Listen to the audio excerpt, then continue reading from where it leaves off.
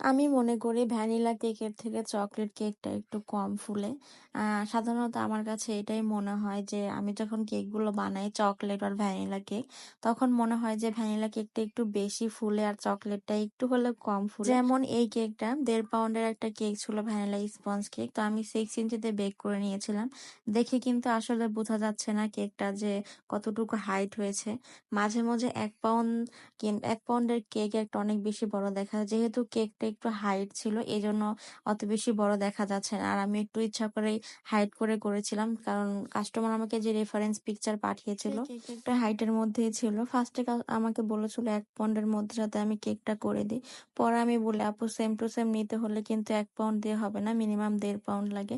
আর এখানে একটা মজার বিষয় ছিল যে আমি এতদিন জানতাম যে অ্যা আপ আ আপ উনি একজন আপু ছিল। পরে দেখি যে না উনি আসলে যখন কেকটা রিসিভ করে, তো আমি সেদিন ভার্সিটি গিয়েছিলাম। তো যাওয়ার পথে কেকটা স্ট্যান্ডে দিয়ে যায়। আমার লোকেশন থেকে কেকটা যেহেতু নিয়েছিল এজন্য আমি দিয়েছিলাম। আর অনেক সকালের দিকে নিয়েছিল। তো আমার যেহেতু ভার্সিটি যাওয়ার কথা ছিল এজন্য ভার্সিটি যাওয়ার সময় আমি ওনাকে কেকটা দিয়ে যাই। আমি এতদিন জানতাম আমি একজন মেয়ের সাথে কথা বলেছি। কারণ আমি বুঝতে পারিনি এটা হচ্ছে যে উনার যে নামটা মানে ফেসবুকে যে নামটা ছিল ওটা আরবি দিয়ে লেখা। আর আমি ওই তখন আপু, আপু বলেই কথা বলি। আর সাধারণত যারা কেক অর্ডার করে আপুরাই কিন্তু বেশিরভাগ কেকটা অর্ডার করে। তো আমি ভেবেছিলাম একজন আপুই হবে। যখন আমি ওনাকে আপু বলেছিলাম উনি আমাকে একবারও বলেনি যে আপু না আমি ভাইয়া, হ্যাঁ? এরকম আরকি। তো আমার কাছে এটা শুনে অনেক বেশি মানে কেমন হাসিও পাচ্ছিল আর কেমন জানি লাগছিল যে আমি এতদিন কি করলাম চিনতে পারলাম না আসলে আপু না ভাইয়া। আমি ভাইয়াকে জিজ্ঞেস করি, "আমি কি এতদিন আপনার সাথে কথা বলে কেকের অর্ডারটা কনফার্ম করেছেন আপনি?" পরে বলেছে, "হ্যাঁ, আমি ছিলাম।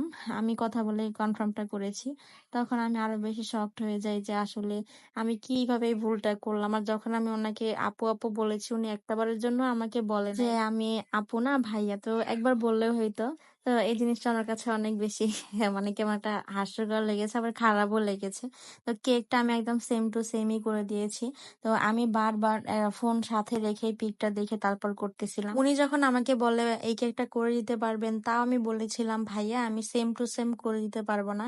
আমি জানি কেকটা সেম টু সেম করে দিতে পারবো কিন্তু তাও বলেছিলাম ভাইয়া আমি সেম টু সেম পারবো না। কারণ কাস্টমার যখন দেখবে তখন বুঝবে।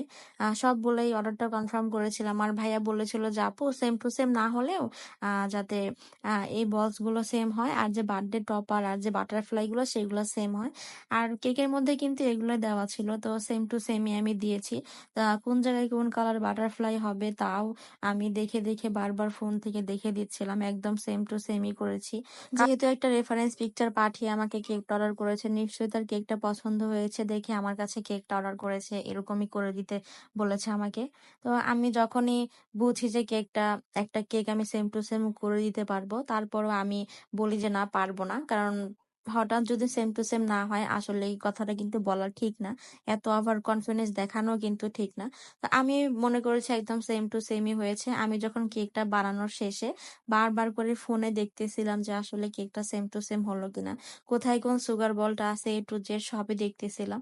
তো ফোনটা কাছে নিয়ে হয় কি কাজটা করলে হয় কি যে কেকটা একদম সেম টু সেম করা যায়। তো এখানে আমি বোর্ডের মধ্যে নামটা লিখে নিচ্ছি।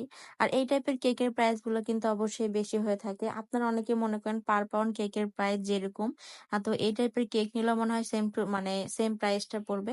না এটা কিন্তু ভুল। এই টাইপের কেকগুলো কিন্তু আসলে অনেক বেশি প্রাইসটা বেশি পড়ে যেহেতু এটা আর্টিফিশিয়াল জিনিস দিয়ে করা হয়। সবাই কমেন্ট করে জানাবেন আমার কেকের ডিজাইনটা কেমন হয়েছে।